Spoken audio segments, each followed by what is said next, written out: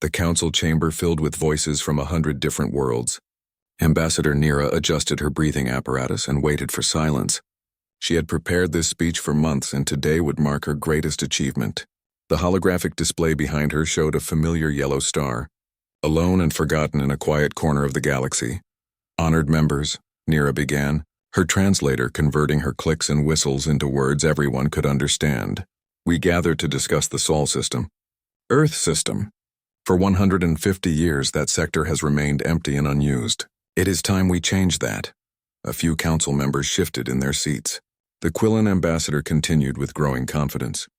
My corporation has identified 17 mineral-rich asteroids, 3 gas giants perfect for fuel extraction, and 2 rocky planets suitable for colonization.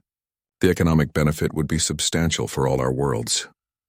An elderly Therian representative raised one of his 6 arms. The humans lived there once. Should we not show respect for their memory? Nira had expected this objection. She pulled up another display showing old transmission records. The last signal from Earth came exactly 152 years ago. Then nothing. Their star showed unusual activity, and most scientists believe a solar catastrophe wiped them out. We mourned them at the time. We held ceremonies. But life continues and resources do not use themselves. In the back of the chamber, a young historian named Talus watched with growing unease. He had spent years studying human records, whatever fragments remained in the galactic archives. Something about this felt wrong, but he could not articulate why. The humans had been strange creatures, neither the strongest nor the fastest, yet they had spread across dozens of systems in just a few centuries. Their disappearance had been sudden and complete. The vote proceeded quickly. 300 voices approved the mining operation, only 12 opposed. Talus was one of them, though his vote carried little weight. He was just a researcher, not a politician or corporate leader. After the session ended, Talus approached Nira in the corridor.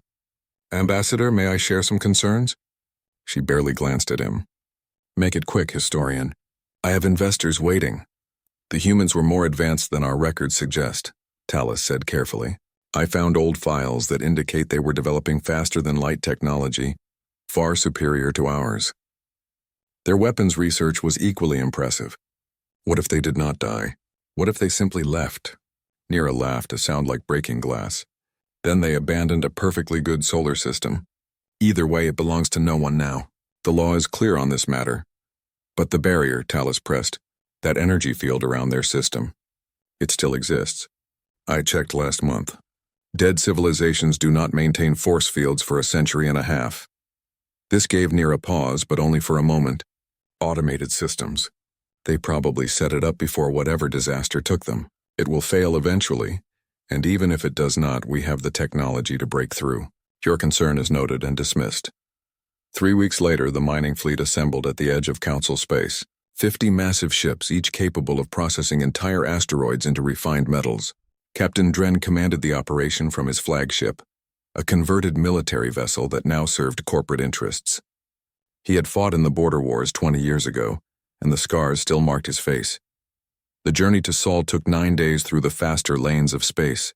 As they approached, the crew grew quiet. There was something unsettling about heading toward a dead civilization's home. Every species had stories about ghosts and curses, and even hardened miners felt a chill. "There it is," the navigation officer announced. "The barrier." On every screen, a faint shimmer surrounded the entire solar system. It looked fragile, like soap bubbles, but scans showed it was anything but.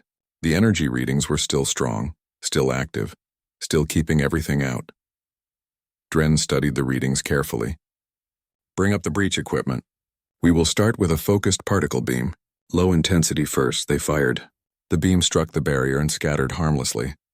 They increased power. Same result. After an hour of attempts, Dren authorized the heavy weapons, the ones designed to crack planetary shields. The barrier absorbed everything they threw at it. "Sir?" the weapons officer said nervously. "We are using enough power to level a small city. That field is not even flickering." Dren was about to order a retreat when something changed. The barrier simply vanished. One moment it was there, solid and impenetrable. The next moment, space was clear and open. "Did we break through?" someone asked. "No," the science officer replied, her voice shaking. It deactivated itself. Someone turned it off from the inside. The fleet held position, scanning frantically. What they saw made no sense. Mars glowed with lights clearly inhabited.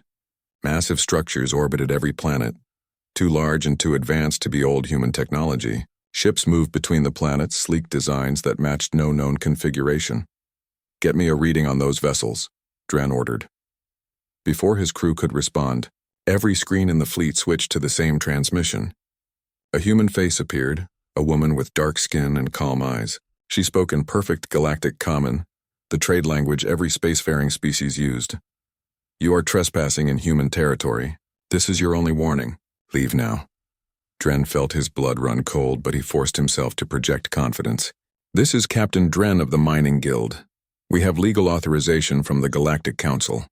Your species abandoned this system over a century ago." The woman's expression did not change. "We did not abandon anything. We were simply busy. Leave now." One of Dren's officers laughed nervously. "Sir, this must be some kind of automated defense system. Humans went extinct. Everyone knows that." Dren was not so sure, but he had investors to satisfy and a reputation to maintain. "All ships proceed into the system. Maintain defensive formations." The fleet moved forward. 3 ships at the front suddenly went dark. Not destroyed, just completely powered down. Life support remained active, but everything else failed. The human woman spoke again. "That was your last warning. The next response will be more severe. Turn around." Dren finally understood that they had made a terrible mistake.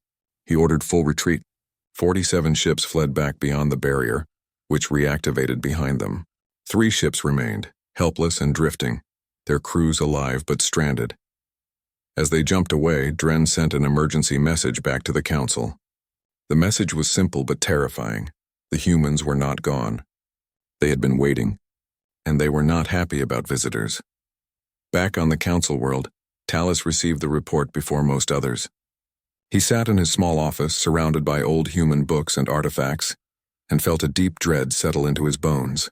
He had tried to warn them. Now something far worse than ghosts awaited the galaxy.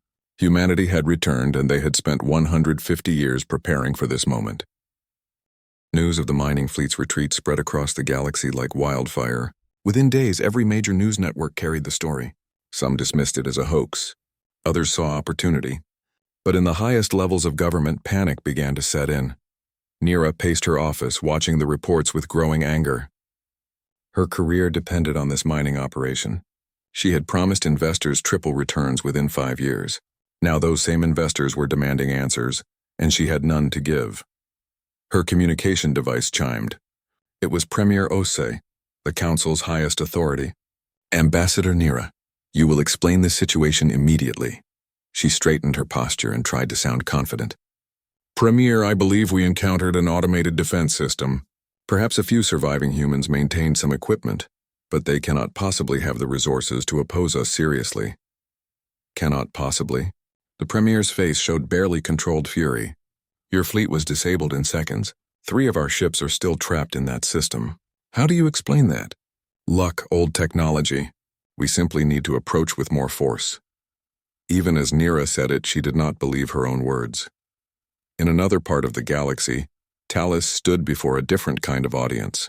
The Historical Society had granted him emergency speaking time, something they rarely did for junior researchers.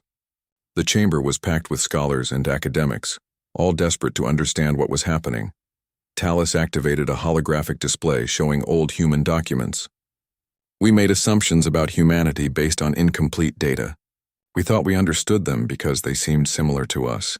They breathed oxygen, drank water, formed families and communities. But we missed something crucial about their nature."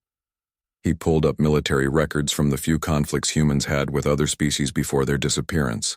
In every engagement, humans showed remarkable adaptability. They learned from defeats and never made the same mistake twice. Their technology advanced faster than any species we had ever encountered. In just 300 years, they went from basic spaceflight to matching our capabilities. What could they achieve in 150 years of isolation? An elderly professor interrupted. But why isolate themselves? Why not remain part of the galactic community? Talus had been asking himself the same question. I believe they saw us as a threat. Not an immediate one, but inevitable. So they removed themselves from the board? spent time advancing beyond our reach and waited to see what we would do. That seems paranoid, another scholar objected. Does it? Talus asked quietly. We just tried to mine their home system because we thought they were dead. We proved their paranoia was justified. Meanwhile on Earth, Commander Alicia Ruiz stood in the orbital command center, watching her screens with satisfaction. The mining fleet had retreated exactly as predicted. The disabled ships floated safely in space, their crews scared but unharmed. Bring them in, she ordered. Carefully. I want them treated well. They are about to become our messengers. Lieutenant David Wong frowned at his station. Commander, we should have destroyed a few ships.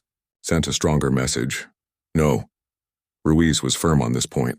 We will show them we are not monsters. We could have killed them all in seconds, but we chose not to. That will frighten them more than any weapon. The 3 mining ships were tractored into a secure dock. Medical teams waited to check the crews for injuries. None were found, though several aliens were treated for panic attacks and shock. Ruiz visited them personally in the holding area. The crews huddled together, dozens of different species all united by fear. She kept her body language non-threatening and her voice calm. You are not prisoners. You are guests whether you wanted to be or not.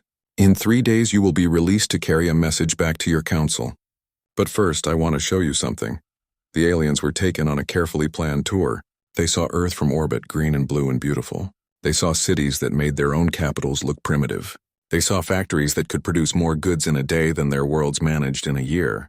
They saw weapons that made their military technology look like children's toys. Captain Dren, who had chosen to stay with his stranded crew members, took it all in with a growing sense of horror. How, he finally asked. How did you build all this? Ruiz smiled sadly. We had time, motivation, and no distractions. When you believe your survival depends on being stronger than everyone else, you find ways to improve quickly. But why? Dren pressed. Why hide? Why not share this with the galaxy? Would you have let us? Ruiz asked. If we had remained in contact, showing rapid advancement, how long before someone decided we were a threat? How long before a preemptive strike tried to wipe us out? We have studied your history, Captain. We know what the Council does to species that become too powerful too quickly. You suppress them, limit their technology, sometimes eliminate them entirely. Dren wanted to argue but could not. She was right. The Council maintained stability through careful control of advancement. Any species that threatened the balance found themselves isolated, sanctioned, or worse. On the 3rd day, as promised, the aliens were loaded onto their ships. The vessels had been fully repaired and restocked with supplies. Each crew member received a data package containing detailed scans of human technology, military capabilities, and population estimates. Before they left, Ruiz transmitted a final message to all 3 ships. Tell your council this. Humanity does not want war. We do not want to conquer or destroy. We want to be left alone. If you respect our space, we will respect yours. But if you come again with weapons or greed, we will respond with overwhelming force. You have seen what we can do. Believe it. The ships departed, jumping back to council space with their cargo of fear and information. Ruiz watched them go and felt a weight settle on her shoulders. She knew this was just the beginning. Below, on Earth's surface, Premier James Okonkwo met with his military council. Defense Marshal Anna Volkov stood at the head of the table, her gray hair pulled back tight, her eyes cold and calculating. They will not listen, Volkov said flatly. The council will see this as a challenge. They will come with greater force and we will have to show them the true cost of aggression. Okonkwo nodded slowly. I know. We always knew this day would come. 150 years of preparation, and now we will see if it was enough. Admiral Lucas Crane, commander of the human fleet, leaned forward. Our ships are ready. We have 500 vessels that can engage immediately, with 1,000 more in production. Our weapons can pierce any known shield technology. Our stealth systems make us invisible to their sensors. We are ready for whatever they send. Ready to kill? Okonkwo asked quietly. The room fell silent. Crane finally spoke. Ready to defend our home, sir. If that requires killing, then yes. We trained for this. We built for this. We cannot hesitate when the moment comes. Okonkwo looked around the table at faces he had known for decades. These were good people, smart people, who had devoted their lives to protecting humanity. But he feared what they might become if war truly came. We will defend ourselves, he agreed. but we will not become monsters. We gave them a warning. We showed restraint. If they ignore both, then yes, we will fight. But we fight as humans with honor and precision. We do not slaughter unnecessarily. Understood? Everyone nodded, but Okonkwo saw the doubt in their eyes. They thought he was being weak. They did not understand that their humanity was their greatest strength, not a weakness to overcome. As the meeting ended, Okonkwo stood alone, looking at a screen showing Earth below. Somewhere out there the council was making its decision. He prayed they would choose wisdom over pride. But he had studied galactic history too. Pride always won in the end. The emergency council session began without ceremony or traditional greetings. 300 delegates from across the galaxy filled the chamber, and every one of them had seen the data packages from the returned mining crews. The numbers were staggering. The technology was beyond anything they possessed. But more than that, the implications were terrifying. Premier Osei addressed the assembly with a grave expression. We face a situation without precedent. A species we believed extinct has not only survived but advanced far beyond our capabilities. The question before us is simple: what do we do? Nira stood immediately. She had spent the past week rebuilding her position, gathering allies, and crafting her argument. Premier honored delegates, we must act decisively. These humans have claimed an entire solar system rich in resources. They have developed weapons technology that threatens our security. If we allow this to stand, we set a dangerous precedent. Any species could simply declare independence, hide behind superior weapons, and take whatever territory they want. Talus shot to his feet. Ambassador Nira speaks of precedent while ignoring the most important precedent of all. We tried to steal their home. We assumed they were dead and attempted to take everything they left behind. They had every right to destroy our fleet, but they showed mercy. They disabled 3 ships without killing a single crew member. They repaired those ships and sent them home with a clear message. They want to be left alone. They want to be left alone with technology that could destroy us all, Nira countered. How long before they decide our resources look attractive? How long before they come for our worlds the way they claim we came for theirs? The debate raged for hours. Some delegates argued for immediate military action. Others called for diplomatic outreach. A few suggested simply accepting human independence and moving on. But the underlying current in every argument was fear. The galaxy had grown comfortable with the existing power structure. Humanity threatened to overturn everything. Finally, Premier Osei called for a vote. The resolution was carefully worded to avoid sounding like a declaration of war. It authorized a peacekeeping force to enter Sol system and establish a council presence to ensure galactic security. The vote was close, but it passed. Talus left the chamber in disgust. He had seen this pattern before in history. Pride and fear combining to justify aggression. He returned to his quarters and immediately began composing a message. If he could not stop the council, perhaps he could warn the humans. The peacekeeping force assembled over the next 2 weeks. 500 warships from a dozen different species. This was not a mining fleet or exploration convoy. This was the might of the Galactic Council. Weapons charged and shields at maximum. Command fell to Admiral Thelian, a Crestian warrior who had won 3 major conflicts and never lost a battle. Thelian studied the human data carefully. What he saw impressed him, but he remained confident. They have quality, but we have quantity. 500 against their estimated 500. Equal numbers, but we have combat experience from dozens of wars. They have been isolated for over a century. Theory is not the same as practice. His fleet jumped into Sol system in tight formation, weapons hot and ready. The barrier was down as expected. Human ships waited for them in orbit around Earth. Exactly 500 vessels arranged in precise patterns. Admiral Thelian opened a communication channel. Human forces, this is Admiral Thelian of the Galactic Peacekeeping Armada. By order of the Council, you are commanded to stand down and allow inspections of your military capabilities. Failure to comply will be considered an act of aggression. The response came from a human woman with silver hair and a voice like ice. This is Defense Marshal Anna Volkov of Earth. You are in violation of human space. You have 1 minute to retreat. After that, we will consider your presence an act of war. Thelian had expected negotiation, bluffing, or perhaps even surrender. Direct defiance was almost refreshing. We outnumber you 500 to 500. You cannot win this engagement. We do not wish to harm you, but we will enforce council authority. "59 seconds," Volkov replied. Thelion cut the channel and addressed his fleet. Battle formation beta. "Advance slowly. Target their weapon systems only. We want prisoners, not corpses." The armada moved forward. The human ships did not move at all. They simply waited, hanging in space like a pack of predators watching prey walk into a trap. 30 seconds, came Volkov's voice on all channels. Thelion's tactical officer suddenly spoke up, her voice tight with alarm. "Sir, I am detecting power surges around the human vessels." "No, wait, those are not power surges. Those are new contacts. Ships are decloaking." The display updated rapidly. 500 human ships became 1,000, then 1,500, then 2,000. Ships appeared from nowhere. Their stealth technology so advanced that even active military sensors had missed them until they chose to reveal themselves. 10 seconds, Volkov said calmly. Thelion felt sweat forming despite his environmental suit. This was not a battle. This was an execution.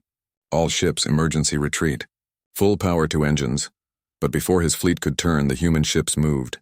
They were fast, impossibly fast, crossing distances in seconds that should have taken minutes. They swarmed the peacekeeping force like insects, hundreds of small fighter craft mixing with the larger capital ships. "Weapons free," Thelion ordered desperately. "Fire at will." His fleet opened fire with everything they had. Particle beams, missiles, plasma charges, all the weapons that had won wars for decades. The human shields absorbed it all without even flickering. Meanwhile, human weapons tore through council shields like they were made of paper. But the humans did not destroy. They disabled. Engines were surgically removed from ships, leaving the vessels drifting but intact. Weapon systems were melted into useless slag. Communication arrays were left untouched. The humans wanted them to watch and report, not die in silence. In less than an hour, the entire peacekeeping force was helpless. Not one council ship had been destroyed. Not one crew member had been killed. But 500 warships floated dead in space, completely at human mercy. Marshal Volkov's face appeared on every screen in every ship. She looked tired, not triumphant. "You were warned. You were given every opportunity to leave peacefully. You chose aggression, so we responded with overwhelming force. But we are not murderers. You will be taken to secure facilities, treated well, and eventually returned to your homes." She paused, letting that sink in. "We need you to understand something. We have been watching your galaxy for 150 years. We have monitored every communication, studied every species, analyzed every military tactic you have ever used. We know your capabilities better than you know them yourselves." Another pause. "We know the Council maintains a reserve fleet of 4,000 ships. We know where they are stationed. We know their patrol routes and defensive weaknesses. We have ships positioned near every Council world, invisible and waiting. If your leadership makes the mistake of escalating this conflict, we can strike everywhere at once." Thelion felt his blood turn cold. This was not a threat. This was a simple statement of fact. The humans had infiltrated everything, Volkov continued. "We do not want to conquer you. We do not want to destroy you. We want to be left alone to live our lives in peace. But if you force our hand, we will end this conflict in a way that ensures you can never threaten us again. The choice is yours." The transmission ended. Human ships began tractoring the disabled Council vessels to holding areas. Thelion sat in his chair, feeling the weight of total defeat. He had lost battles before, but never like this. This was not war. This was a parent disciplining a misbehaving child. On Earth, Premier Okonkwo watched the aftermath with mixed feelings. They had won, but at what cost? They had revealed their full capabilities, and there was no going back now. The galaxy would either accept human supremacy or fight to the death. Marshal Volkov joined him in his office. "We did well. Minimal casualties on both sides. Maximum psychological impact. They will think twice before challenging us again." "Perhaps," Okonkwo said quietly. "Or perhaps we just started a war that will not end until one side is completely destroyed." Volkov shrugged. "Then we make sure we are the side still standing. We have been preparing for this since the day we raised that barrier. We knew this confrontation was inevitable. Now it is done and we hold all the advantages." Okonkwo wanted to believe that, but he had studied enough history to know that advantages could disappear quickly. The galaxy was vast and humanity was still just one species, no matter how advanced. They had won this battle through preparation and surprise. But surprise only worked once. The prison camps on Mars were unlike anything the captured Council forces had expected. Clean facilities, comfortable quarters, good food, and medical care that surpassed what many received in their own militaries. The humans treated them as guests rather than prisoners, which somehow made everything worse. Captain Dren found himself in the same facility as Admiral Thelion. The proud Crestian warrior looked diminished, his confidence shattered by the speed of his defeat. They sat together in a common area, watching human guards who carried no visible weapons. "They do not need weapons," Thelion said bitterly. "They could kill us all with a thought if they wanted to. Every wall probably has built-in defense systems. Every guard likely has implants that make them stronger and faster than any of us. They are trying to make a point," Dren observed. "They want us to tell everyone back home that they are not monsters, that they could have killed us but chose mercy." "Mercy." Thelion spat the word. "This is not mercy. This is humiliation. They want us to return home broken, to spread fear of their capabilities. It is a psychological weapon more effective than any bomb." A human approached their table. She was young, wearing a simple uniform with no rank insignia. Her name tag read Foster. "Admiral Thelion, Captain Dren, my name is Dr. Foster. I have been assigned as your liaison. If you need anything, please ask." "I need to understand," Thelion said harshly. "Why do all this? Why not just destroy us and be done with it?"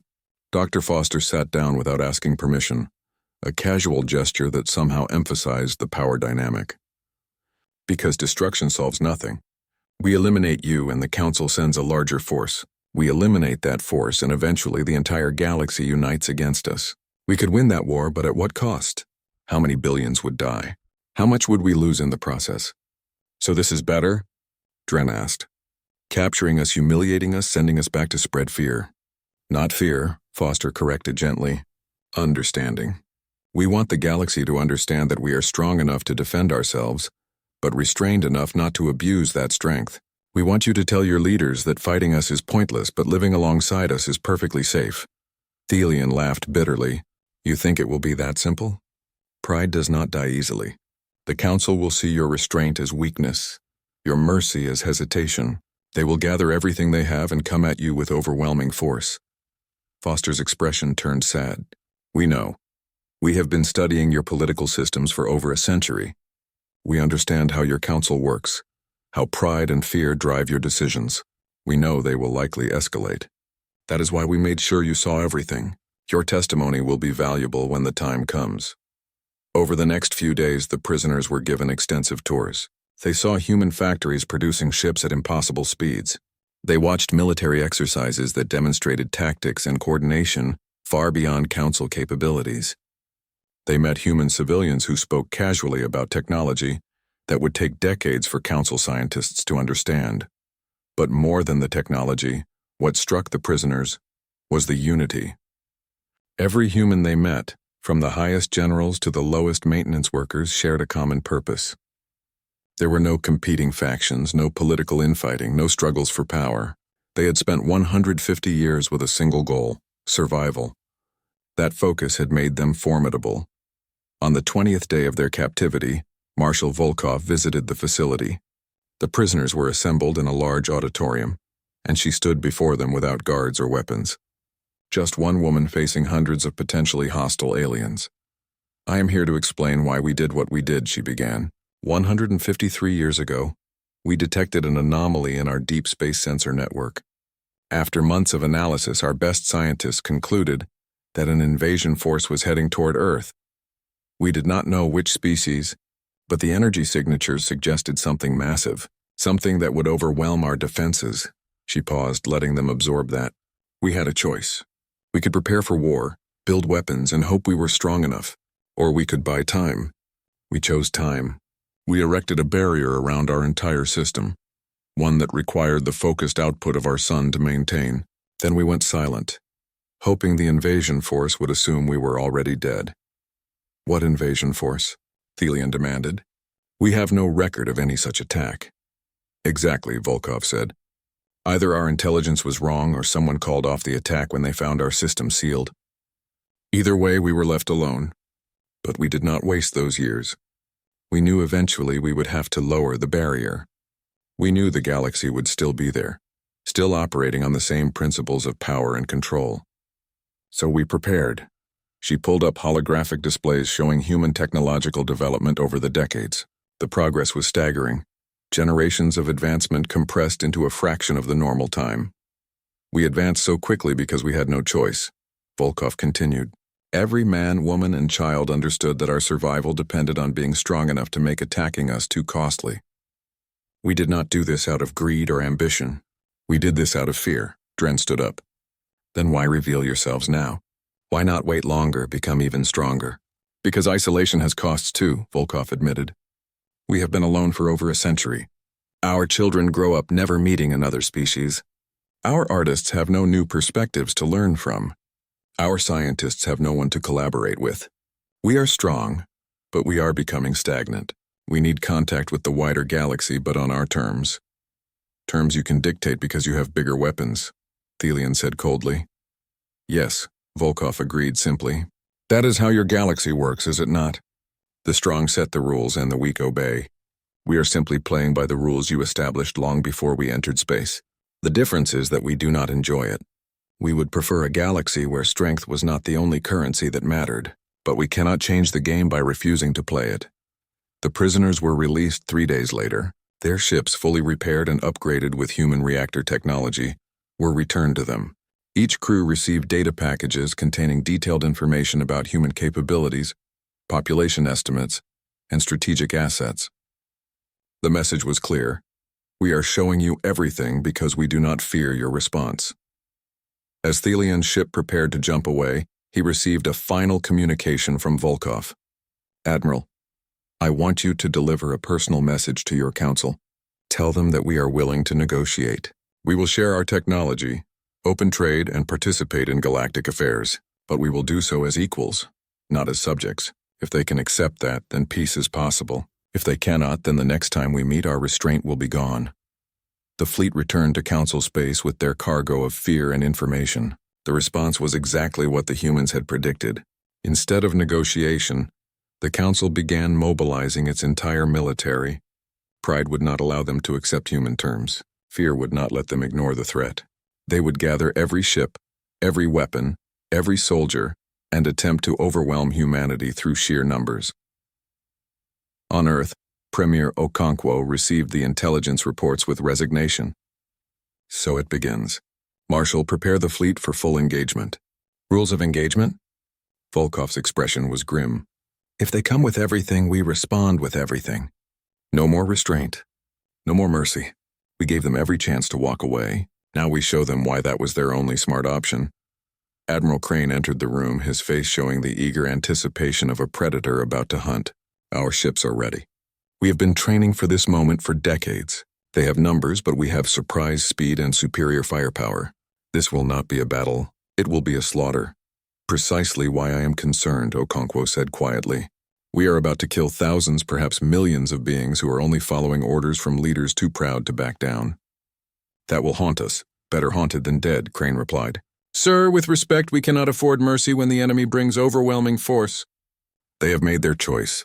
We must make ours, Okonkwo nodded slowly. I know. I just wish there had been another way. Across the galaxy, Talus finally succeeded in his desperate plan. He had stolen a small ship and fled Council space, jumping toward Sol system with a warning. He knew it was probably pointless. The humans surely had intelligence assets that informed them of everything happening in Council space.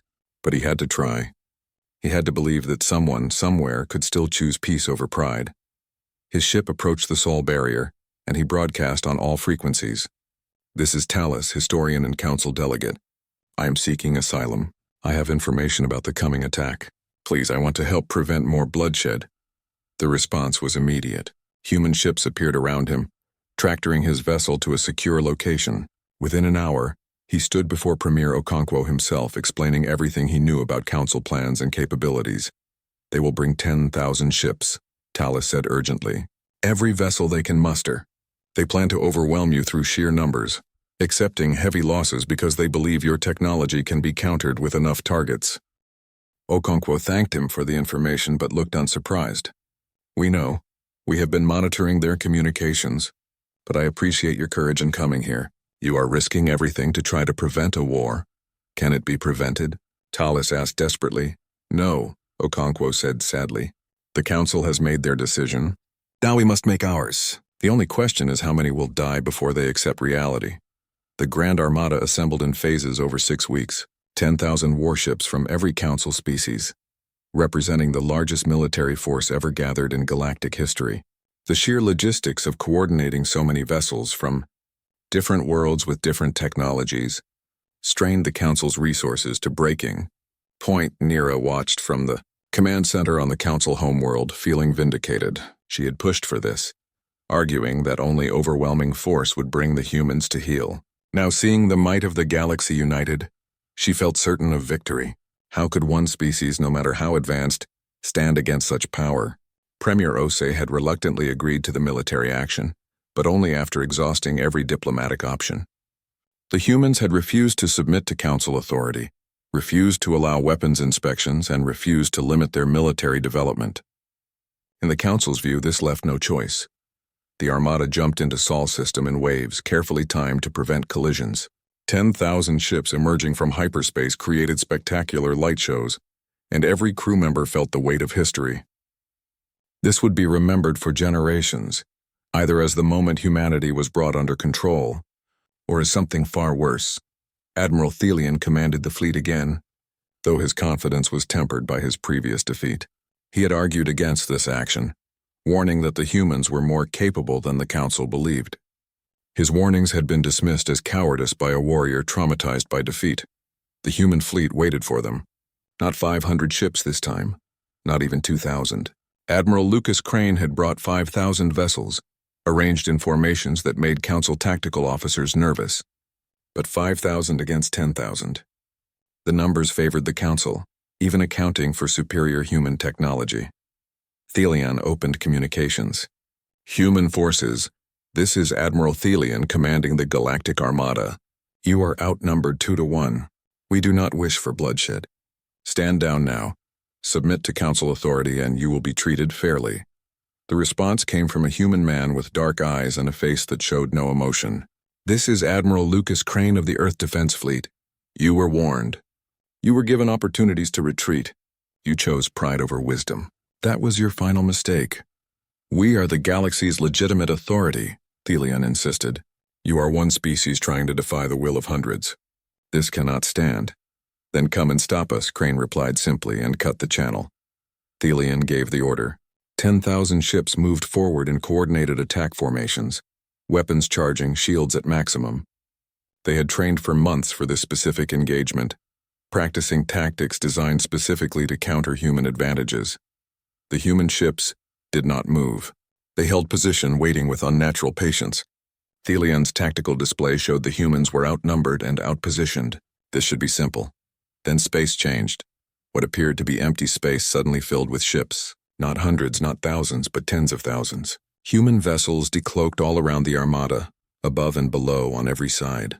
The Council fleet suddenly found itself surrounded by what tactical estimates suggested was over 50,000 human warships. Impossible, someone whispered on Thelian's bridge. That many ships would require the resources of a dozen major worlds. They cannot possibly maintain that fleet. But the sensor readings were clear. 50,000 ships, all showing active weapons and shields. The humans had not been hiding their full strength. They had been hiding 90% of it. Crane's voice came over all channels. You thought you knew our capabilities. You were wrong. You thought you could overwhelm us with numbers. You were wrong. You thought your unity would prevail over our isolation. You were wrong about everything. Thelian felt true fear for the second time in his life. All ships, defensive formation.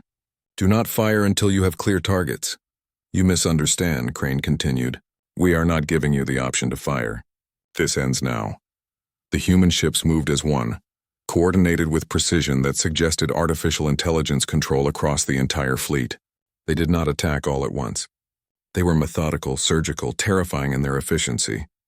First, they disabled every Council ship's weapon systems, targeting beams that moved faster than point defense could track, cutting through shields and armor to destroy gun batteries while leaving everything else intact. In the span of 3 minutes, 10,000 warships were rendered unable to fight. Then they disabled engines. Again, surgical precision. Not destroying the ships, not killing the crews, just removing their ability to move. Another 5 minutes and the entire armada floated helpless in space. Finally, they disabled communications except for one channel. Every ship could receive but could not transmit to each other. Only Thelian's flagship retained full communication, and only because the humans allowed it. The entire engagement lasted 11 minutes. Not one council ship had been destroyed. Not one crew member killed, but 10,000 warships had been reduced to helpless debris. Marshal Volkov's face appeared on every screen. She looked tired and sad, not triumphant. We did not want this. We told you to leave us alone. We showed you our capabilities. We warned you repeatedly, but you came anyway because pride would not let you accept that we were stronger. She paused, letting the helpless crews absorb their situation. Your leaders told you that we were bluffing, that our technology was exaggerated, that you could win through superior numbers. They were wrong. We have been preparing for this confrontation for over 150 years. Every scenario, every tactic, every possibility. We knew exactly what you would do because we studied you. Volkov pulled up a galactic map showing red markers near every major council world. Those markers represent human ships already in position, cloaked vessels that have been waiting for months. If we wanted to, we could strike every council homeworld simultaneously. We could end your civilizations in a day. The threat hung in the air, terrible in its simplicity. The humans had already won the war before it began. They had ships everywhere, weapons everywhere, seeing everything. But we will not do that, Volkov continued. Because we are not conquerors. We are survivors who wanted to be left alone. You forced this confrontation. You escalated at every opportunity. You chose pride over peace. Now you will face the consequences, she leaned forward. Every ship in this armada will be towed to secure facilities. Every crew member will be detained. You will remain our guests until your council agrees to new terms. Those terms are simple. You recognize human sovereignty over Sol System and our colony worlds. You cease all military action against us. You agree to non-aggression treaties. In return, we will share our technology, open trade, and participate in galactic civilization as equals. And if we refuse? Thelian asked, though he already knew the answer. Then we will be forced to take more permanent measures to ensure our security, Volkov said flatly. We would prefer not to commit genocide, but we will prioritize human survival over all other considerations. The choice is yours. The transmission ended. Human ships began the massive task of towing 10,000 vessels to detention facilities. The logistics alone were staggering, but the humans managed it with disturbing efficiency. On Earth, Premier Okonkwo stood with his military council, watching the aftermath of the battle. He felt hollow inside despite the total victory. We just defeated the entire galaxy in 11 minutes. That will change everything. We had no choice, Volkov said, though her voice lacked its usual confidence. They came to destroy us. We defended ourselves. We did more than defend, Okonkwo replied quietly. We demonstrated that we can defeat anyone, anywhere, anytime. We made ourselves into the threat they feared we would become. How do we come back from that? Admiral Crane seemed puzzled by the question. Why would we want to? We won. We proved our strength. Now the galaxy will have to accept us on our terms, or unite against us completely, Okonkwo countered. There are thousands of species out there. Many did not participate in this attack. How many of them are now terrified of us? How many will see us as the new tyrants? We may have won the battle but lost the peace. The detention facilities on Mars and the Moon quickly filled beyond capacity. Hundreds of thousands of alien military personnel, all confused, scared, and angry. The humans treated them well, providing food, medical care, and comfortable quarters. But good treatment did not change the fact that they were prisoners of a species they had tried to conquer. Talus volunteered to work with the prisoners, helping to mediate disputes and explain human intentions. Many aliens refused to listen, convinced that humanity was simply playing a long game before inevitable genocide. Others were more pragmatic, accepting that they had been defeated and hoping for eventual release. One evening, Talus met with a group of younger officers who seemed interested in understanding rather than just surviving. "Why are we still alive?" one of them asked. "Your humans could have killed us all. Why take prisoners?" "Because killing is easy," Talus replied. "Building something better is hard. The humans do not want to rule through fear. They want to exist alongside you as equals, but they need you to accept that they are equals, not subjects or threats to be eliminated." "So we are hostages," another officer said bitterly. They hold us to force our governments to agree to their terms. Yes, Talus admitted. It is not fair and it is not ideal. But consider the alternative. If they had simply destroyed the Armada and then attacked Council worlds, millions would be dead. Instead, everyone is alive. That has to count for something. Back on Council worlds, chaos reigned. 10,000 ships and their crews simply gone. Communication with them confirmed they were alive but captured. The humans had made their demands clear. Now the Council faced an impossible choice: submit to human terms or risk total war against an enemy they could not defeat. Nira found herself isolated and blamed for the disaster. Her aggressive stance had led directly to the military action. Now, with the military humiliated and hundreds of thousands held hostage, she became a convenient scapegoat. She resigned from the Council and disappeared from public life, her ambitions destroyed by her own pride.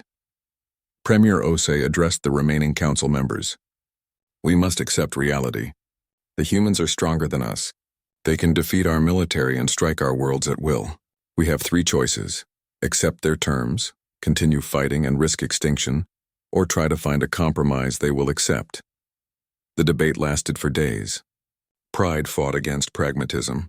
Fear of human domination battled against fear of human retaliation. In the end, survival instinct won over pride. The Council agreed to negotiate, sending a delegation to Earth to discuss terms.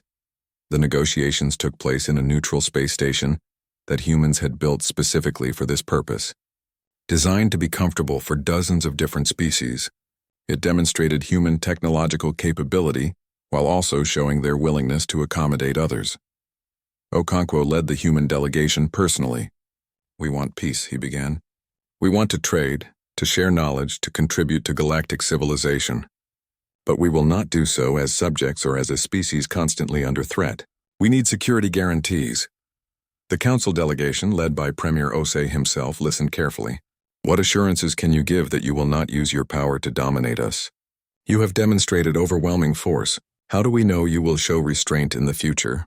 The same way we knew you would escalate, Okonkwo replied. By understanding that self-interest sometimes aligns with morality. We do not want to rule the galaxy. It would be exhausting, expensive, and ultimately pointless. We want to live our lives in peace. Dominating you would require constant military presence, constant suppression, constant conflict. We are not interested in that burden. Then what do you want? Ose asked. Partnership, Okonkwo said simply. We have technology to share. You have knowledge and perspectives we lack. Together we could build something better than what existed before. But it must be as equals, with mutual respect and guaranteed sovereignty. The negotiations continued for weeks, but the framework was clear. Humanity would share select technologies. The Council would recognize human independence. Trade agreements would be established. Military forces would maintain respectful distances. It was not perfect, but it was peace. When the treaty was finally signed, Okonkwo felt a weight lift from his shoulders. They had done it. They had secured humanity's place in the galaxy without becoming monsters. The prisoners would be released. The hostility would hopefully fade. Maybe eventually, true cooperation would become possible. But as he looked at the signatures on the treaty, human and alien together, he could not shake a lingering unease.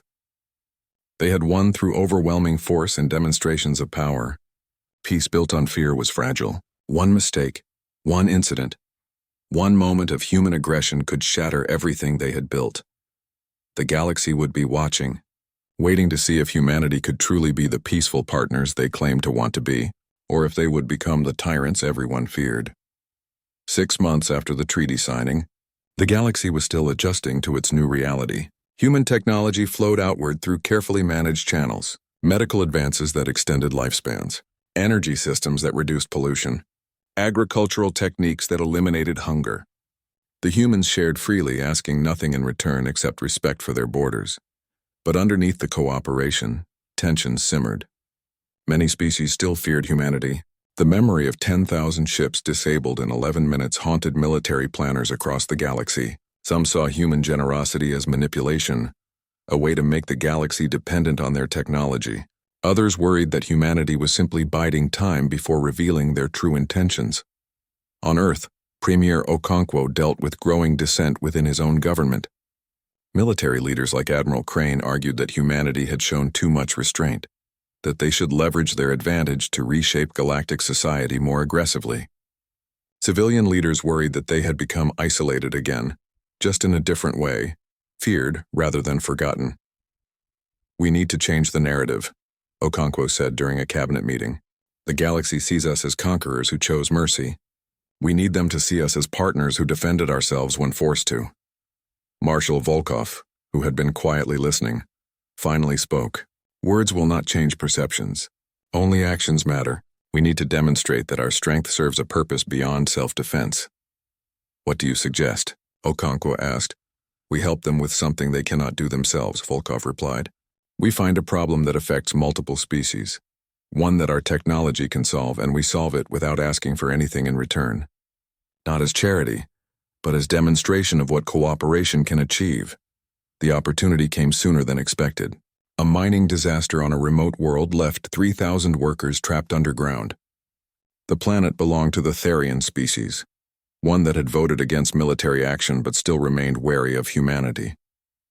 The rescue equipment was insufficient and time was running out. Okonkwo saw the chance immediately. "Offer our assistance. Send rescue teams, equipment, whatever they need. Make it clear we expect nothing in return." The Therian government initially refused, pride making them reluctant to accept human help.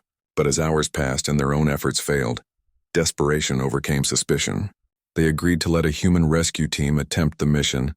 Captain Sarah Okafor led the team, along with 50 specialists in disaster response.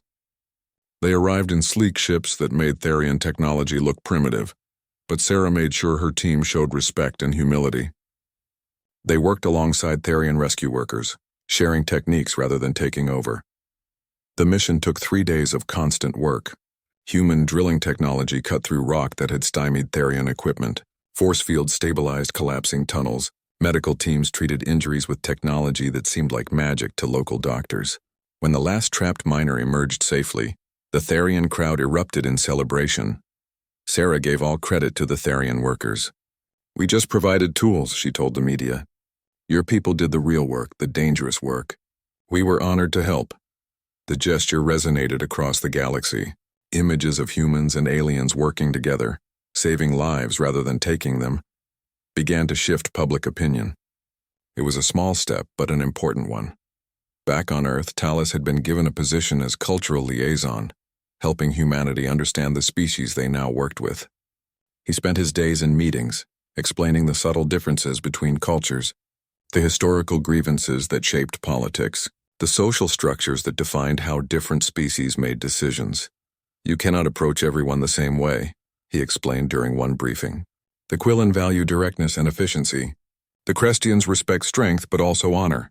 The Therians prize community consensus. You need to adapt your approach based on who you are dealing with." "That sounds exhausting," one human diplomat said. "It is," Talos agreed, "but it is also necessary. You have military power, but you need cultural understanding to build real peace. Power makes you feared. Understanding makes you trusted." The real test came when a border dispute erupted between two minor species, threatening to escalate into armed conflict. Both sides appealed to the Council for mediation, but the Council's traditional approach of imposing solutions had never been effective. The conflicts always reignited years later. Okonkwo made a bold proposal. Let humanity mediate, using their technology to verify claims and their neutrality to ensure fairness. Both species were skeptical but agreed, partly because they feared human military response if fighting actually broke out. The mediation took months.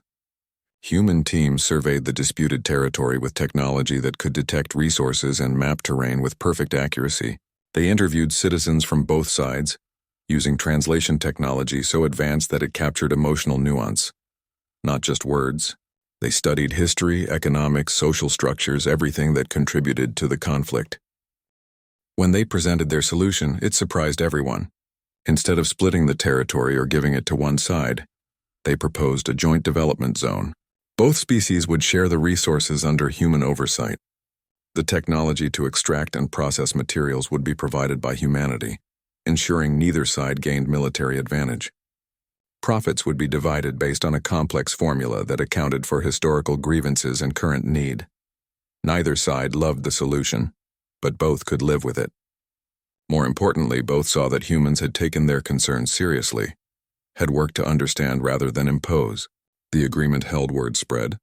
Other disputes requested human mediation. Okonkwo found himself leading a diplomatic corps that spent more time resolving conflicts than preparing for them. It was exhausting but satisfying. This was the kind of influence he had hoped humanity could have, but not everyone was happy with the new direction. Admiral Crane grew increasingly vocal in his opposition. "We are becoming servants," he argued during a heated meeting. "We defeated the entire galaxy and now we are begging them to like us? We should be setting terms, not mediating their petty disputes." "Setting terms through force only breeds resentment," Okonkwo countered. "We want to be part of galactic civilization, not its prison wardens." "Civilization only exists because someone enforces the rules," Crane shot back. "Right now, we are that someone. We should embrace it rather than apologize for it." The disagreement reflected a larger divide in human society. Some wanted to use their power actively, reshaping the galaxy according to human values. Others wanted to minimize their footprint, providing help only when asked. The debate grew heated, threatening to split the unified front that humanity had maintained. Marshal Volkov surprisingly sided with Okonkwo. "I spent 150 years preparing for war," she said during a public address.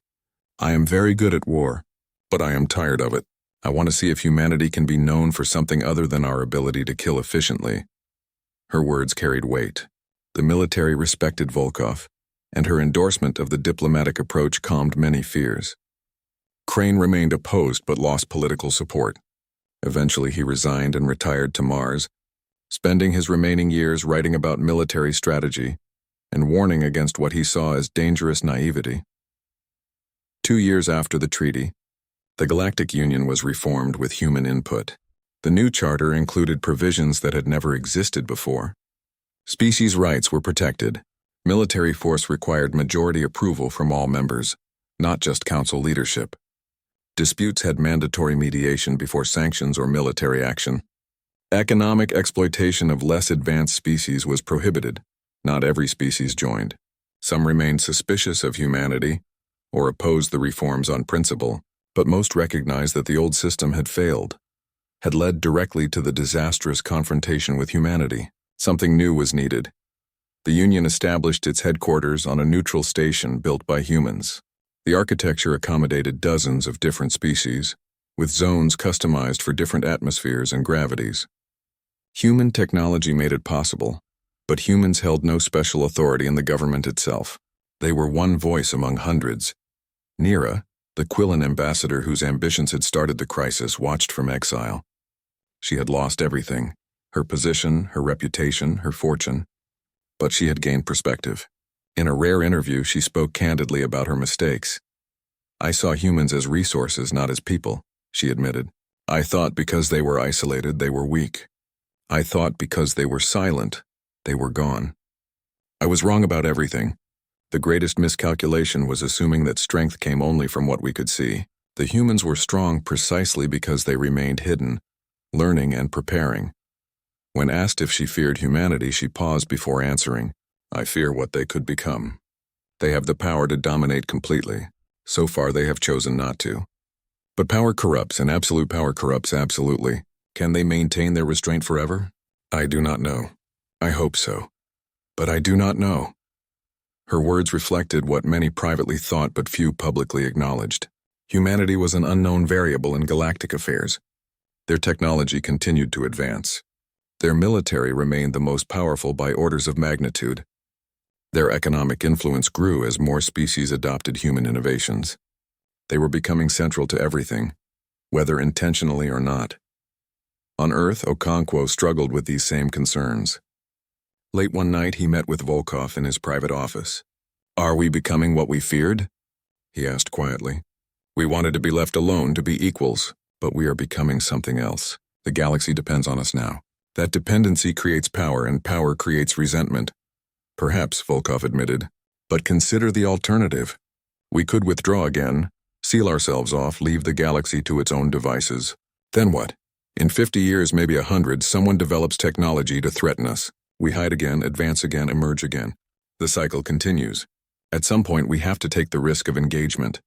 Even if it changes us, Okonkwo asked. Especially then, Volkov replied. Isolation preserves who you are, but it also prevents growth. We are stronger now than we were 200 years ago. Not just in technology, but in understanding. We learned to work together as a species. Now we need to learn to work with other species. It will change us, yes, but maybe that change is necessary.